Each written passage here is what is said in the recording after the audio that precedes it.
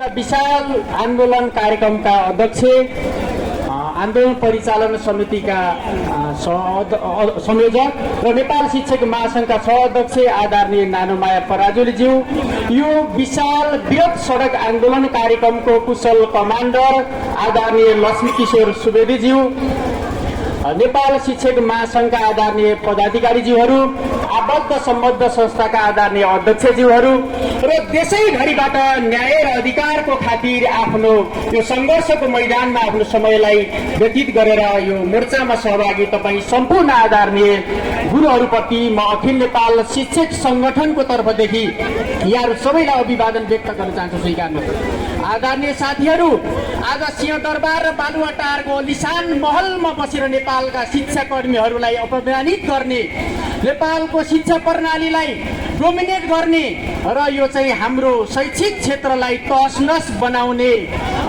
एउटा जुन प्रकारको अभियान चलाइराख्नु भएको छ, म उहाँलाई सर्वप्रथम त खबरदारी दिन चाहन्छु, चेतावनी दिन चाहन्छु। म फेरि पनि भन्न चाहन्छु, नेपाली शिक्षकहरू जबसम्म नेपालमा विद्यार्थी शिक्षक कर्मचारी मैत्री शिक्षा ऐन जारी हुँदैन तपाईहरू प्राप्त गर्न सक्नुहुन्न। हामी कुनै पनि हालतमा गल्दैनौँ, थाक्दैनौँ। हामी यो मोर्चामा थाक्नको निम्ति, गल्नको निम्ति र भाग्नको निम्ति आएका छैनौँ। त्यसो भएको हुनाले म फेरि पनि भन्न चाहन्छु, विद्यालय कर्मचारी मैत्री शिक्षा ऐन छिटो जारी गर सरकार, होइन भने हामी आन्दोलनको ताकतमा यो सरकारको बुढा टेकाउन बाध्य हुनेछौँ। जम्मा त हाम्रो 15 दिन भएको छ, हामी वर्षौंसम्म यो आन्दोलनको मोर्चा सम्हाल्न तयार हुनेछौँ। किनभने हामी विभिन्न खालका चुनौती मोल्ने गरेर चाहे हामी घर नफर्किन पनि सक्छौँ भन्ने प्रतिबद्धता सहित हामी यो मैदानमा आएका छौँ। हामी कुनै पनि बहाना गरेर, हामी कुनै पनि सम्झौता गरेर, हामीलाई भुलाएर वा धम्काएर तपाईहरू कृपया त्यो एउटा दुर्भाग्यपूर्ण कार्य नगर्नुहोस्। म तपाईहरूलाई फेरि पनि भन्न चाहन्छु, अहिले पछिल्लो चरणमा देशैभरिबाट स्थानीय तहहरूको समर्थन भएको छ। म सबै स्थानीय तहहरूप्रति हाम्रो संगठनको तर्फबाट हार्दिक आभार व्यक्त गर्न चाहन्छु र केही स्थानीय तहका छोटे राजाहरूलाई यहाँबाट चुनौती दिन चाहन्छु। साथीहरू, तपाईहरूलाई त्यो स्थानमा पुर्याउने, तपाईहरूलाई नेपालको संघीय लोकतान्त्रिक गणतन्त्र अन्तर्गतको स्थानीय सरकारको बागडोर सम्हाल्नको निम्ति त्यो हैसियत निर्माण गर्ने नेपाली शिक्षकको भूमिका छ। नेपालका विभिन्न प्रकारका आन्दोलनको सन्दर्भमा नेपाली शिक्षकको योगदान, नेपाली शिक्षकको त्याग, तपस्या र समर्पण र बलिदानको लामो श्रृङ्खलाबाट प्राप्त भएको व्यवस्था हो। त्यसो भएको हुनाले त्यो कुर्सीमा बसेको सन्दर्भमा तपाईहरूले जुन फरमानहरू जारी गर्नुभएको छ, विद्यालय फर्काउने कुरा, ताला फोर्ने कुरा, भर्न अभियान आफै चलाउने कुरा, तपाईहरू होस गरेर बस्नुहोस्। समय आउँदैछ। त्यसो भएको हुनाले तपाईहरूले हामीलाई जागिरीबाट बर्खास्त गर्नुहोस्, कारबाही गर्नुहोस्। यी सबै फरमानहरूको खारिज गर्न चाहन्छु म यहाँ तपाईँहरूको बीचबाट। र फेरि पनि भन्न चाहन्छु, यो सिंहदरबार र बालुवाटारमा बस्नुभएको छ आदरणीय मित्रहरू, तपाईँहरूले निहालिराख्नु भएको छ 15 दिनदेखि यो नेपाली शिक्षकको तागत, तर त्यो तागतलाई तपाईँहरूले नजरअन्दाज गर्ने तिर देखाइराख्नु भएको छ। तपाईँहरू अझै पनि सद्बुद्धि पलाओस्, तपाईँ अझै पनि यो प्रक्रियालाई चाहिँ हामीलाई गम्भीरतापूर्वक यी मागहरू, समस्याहरू समाधान गरिदिएर जानुहोस्। र फेरि पनि तपाईँहरू ललिपप दिएर भुलाउने प्रयत्नमा हुनुहुन्छ। आन्दोलनलाई विभाजित गरेर यसलाई कमजोर बनाउने कुरा पनि गरिराख्नु भएको छ। ख्याल गर्नु होला तपाईँहरूले, आन्दोलनबाट भाग्न कोही पाउँदैन।